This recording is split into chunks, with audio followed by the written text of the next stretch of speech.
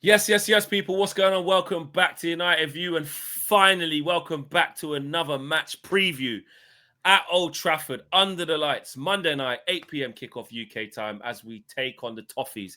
We take on Everton at home with the chance to go unbeaten in 6 and hopefully another W, though. Not unbeaten just as in because we drew and just didn't lose. We need to be winning this game, especially after not winning the previous 2 games. You know what I mean? I know we've taken some positives from Forest, and we've taken some positives in the end from Spurs, considering. But it's 2 games about winning, and we need to get back to winning ways to get back on track, especially back at home, where this season, barring Arsenal, I've really liked it. We've won every other game, so let's keep that run going. Let's keep the run going, man. No, you're right, Flex. Yeah, I was about to say, like, obviously all the chatter recently had been about the games we haven't lost and the run that we're on. And I know a bit of disappointment with the 2-2 draws against Forest and Spurs, but then you have to remember that they were away from home. And like you say, actually at home, we've been much better this season. And our last 2 home performances were 4-2 against Brighton. Yes, there was the collapse, but overall, you would say a very positive performance and certainly a very positive result. Before that, it was Sunderland, which, by the way, feels ages ago, doesn't it? Like that's wasn't our last home game, but the one before last is a while ago. So we're due a couple of games at home, aren't we? And it marks 1 year that Ruben Amorim's been in charge. It was a year that it was Monday, I think, is a year that it's his first game against Ipswich. It's got all these different anniversaries. I know, yeah, because there was the delay of him sort of initially coming in, wasn't there? So, but then obviously the last year, one of the few highlights of his first season was that performance against Everton at Old Trafford 4-0. Now, I don't know if we necessarily expect the same result this time around. They're a very different proposition, aren't they? They're Everton, now that David Moyes is in charge, got new owners at this point. They've got different players. They're a completely different prospect. But like I said, we're at home, and there is optimism. There is some positivity surrounding the team, the players. And I know that, like I said, the results maybe didn't go the way we wanted to the last 2 times, but we mustn't forget we didn't lose. We didn't lose, and we're scoring goals. We're scoring goals at the moment. And if we can just maybe, as one ex-Jamaican head coach would say, seal it up. If we can just seal it up, he shall not be named. Exactly.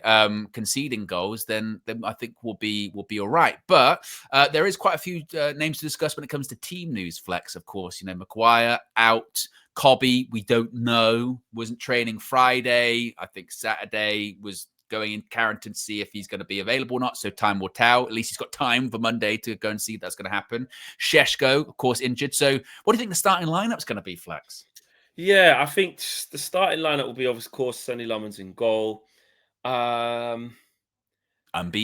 I think unbeaten. Hasn't lost a game, mate. Hasn't lost a game in any game he's played for club or country this year. I think Ahmad right wing back. Maguire's out, isn't he? He's touch and go. Is he actually out or just out? I think he's not going to make it. Yeah. He's injured. So you go Euro. Would you put Mazraoui in though? Right centre back. Well, it was surprising that he put him at wing back, wasn't it? Before that was a shock, wasn't it? But I don't think he'll do that at home. No, Euro's a bit of an interesting one though, because sometimes Amorim gives him the little extended run and say, "Right, you're going to be it." Then he comes for Harry Maguire in the bigger games because he thinks Euro's not quite there yet. I'd say front foot. I'd say Euro, De Ligt, and Shaw. I think he goes Dorgu this time. I think he go Dorgu. Do you think? Because Dorgu came off the bench. The last one, did he?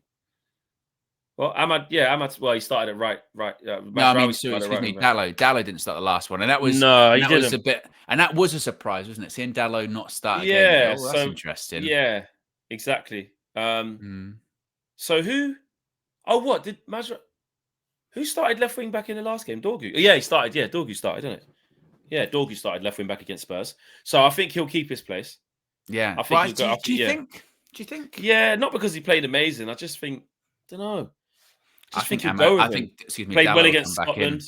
I think Dalot. But that is true. He did score against Scotland. He scored, played all right, but it's 50-50 with them, isn't it? It's a toss of a coin. We don't really know what Amorim's thinking. One of them hasn't been good enough to lock it down on a consistent run to go into my position. So either or out of them two.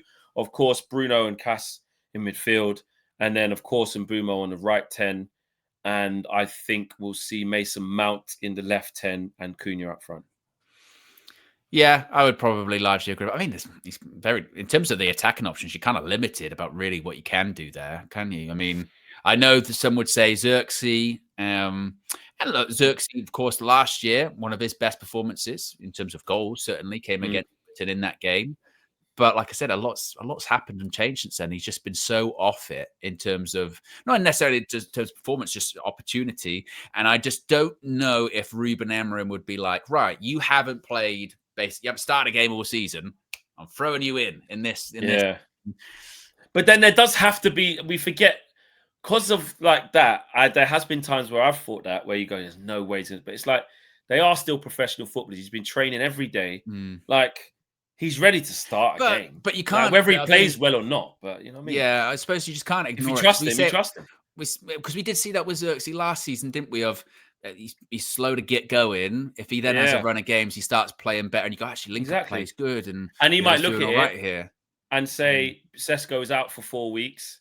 This is the chance to get Benjamin Sesko going. Let's give him a. He might have a word with him and say, right, whether it's the 10 or /9, I'm going to be starting you for the next batch of games. Obviously, we'll get to the 60th minutes. Let's see how you've been playing. Then he might put Cunha forward. Then I would love to see that. As much as I've said, like, you know, honest, he doesn't. Flex. Let's be honest. He's not. If the team news, if the starting lineup came out and it goes right, Joshua Zirkzee's on there, we would be like, that's a shock. 100%. But it does. You know, he's a paid player by the club, ready to get your opportunity. He's a paid player. Yeah. You're a professional. It's your job, he's not an unpaid intern. You know. Exactly. You're not on work experience, volunteer. Bro. Yeah, you're on big pay. You're on big P's, bro. We bought him for what? 40 million. How much you buy Zirkzee for? 35, 40 million. 38, something like that. Something like that. Let's just round it up to 40. We bought you for 40 million. Last year it was a bit topsy turvy, but there was a point where actually we were like, I kind of need him, and we got to see the good in you after a tough start. I do still believe, like, don't get it twisted when I say the Zirkzee thing of like Amorim don't rate him. I think he's all right. I think Amorim should give him a run. I think it'll be good to see him with his ball retention and the nice touches that he has. I think it'll be good to see Mbeumo running off him or bouncing off with Cunha to see what. I want to have a look at that. If he was fit, he'd have started that Europa League final. Like, it can't be overstated how much Ruben had kind of given up with Rasmus Højlund and was like, this guy, and Zirkzee then did his hamstring, didn't he? And did he make it back in time for the final? I think he did, didn't he? But the point being was like, but he was Ruben's preferred option last season, wasn't he? So you do kind of sometimes wonder of like, what's changed? Is it literally just because better players have come in and you've just gone down the pecking order? Like, what is it? So there's an element of Ruben Amorim clearly does, you know, have some kind of, he's got qualities and he can play. Like I said, it's just a case of, I think, of how much match rhythm does he have. And I think the easier option is he'd probably just go Cunha, Mount, and Mbeumo. Yeah. You know, it's more just, of a continuity. He's done it. You know what I mean? He's done it before. So it's just, I think that's what it's going to be. Yeah, I agree. I just think that. In terms of the game, though, the outcome of the game, I mean, we're all feeling pretty confident, right? Obviously, Everton, no mugs. You have to understand that. We know that. No one's really many mugs in the Premier League, that nobody is a mug. They're all difficult games that you have to be at your best or somewhere near your best to be getting points. But we do feel as if we should be beating Everton at home. But, you know, Jack Grealish might have something to say about this. Jimmy Garner might have something to say about this. Iliman and Dye on the right wing will have some stuff to say. But, you know, when you look at like Tarkowski and O'Brien and just who else, Mikalenko, and off the top of my head, interesting game midfield. Like, I don't know. I just feel like we should be getting 3 points if we play. Yeah, it's difficult to say because I was just looking at Everton's result. They haven't played a ton of away matches this season. Have they not? Not loads. I was just looking like Fulham. They played at home. They won. Sunderland was away, 1-1. Spurs, that was at home. City was away. They lost. Crystal Palace at home. West Ham at home. Liverpool, that was away. So it's difficult to say like how good away from home they are actually, because it's not loads. It's not loads, still the sample size is still quite small this season. You kind of forget about that, don't you? Even though we're into November at this point. So, and actually the games that they've had away from home, I don't know, we sort of go, it's difficult to say how good they are away from home is kind of my long-winded point there. But you're right. I think we should be beating Everton at home. And it goes back to, look, if you're gonna push for those European spots this season, and you've got to beat Everton at home, haven't you? And not You just have to. necessarily Everton. Go win your home games. Win your home games, Exactly. and then you can just take care. The rest can kind of hopefully take care of itself, kind of thing, isn't it? So Exactly. I'm I'm confident. going to go for It's a a win. late Yeah, one. I'm going for a win. Yeah. Yeah. I'm going for a win as well. And that's our predicted lineup. And obviously our prediction for the game. Make sure you guys get involved in the comments below and let us know what your prediction is for the game and your predicted lineup as well. What changes would you make in the absence of Harry Maguire, potentially Kobbie Mainoo, and of course we definitely know Benjamin Sesko. Hopefully, didn't Ruben mention it on the presser on Friday? Could we maybe see Leach on the bench? Could we see that yet? Possibly. I knew he was in That'll be training good. Friday and seeing the images of him. Obviously, he went away with Argentina during. Yes, the he's been training for a international while break. now. He's been back in Yeah. first team training for a good couple of weeks Yeah. now, I want to say. So So yeah. So maybe hopefully on the that's that, bench. because that'll be good to see. Maybe he can come on Yeah. for like 5-10 minutes or something like that. So we'll see. The game's got to be kind of settled for that to happen. Oh, sometimes, doesn't it? absolutely. And we don't really. Absolutely. Who knows what it'll be like by the 80th minute? Last few weeks, Yeah. that hasn't really been a thing for us, has it? Anything but settled. The complete opposite to settled. How nice would it be just to have a routine? Do you know what I mean? It would feel so good. You say that. We've like when we played Brighton, that's what we thought it was, wasn't we? Yeah, it was for 65 minutes. Yeah. I mean, actually, think about it. Sunderland was routine. Late goal. Forest, late goal. Brighton, late goal. Liverpool, late goal. Like, it's just late goals. It's only been Sunderland where we haven't. Yeah, it was like we didn't score in the second half, and we was like, I wanted a bit more in the second half. But now you look back on it, you go, give me that every week. 2-0, sharp shot, go home. Give me that. Exactly. I don't want to be no heart in mouth stuff. It's already a long drive up there in the night, 8 o'clock kickoff. Just please, just let it be just easy.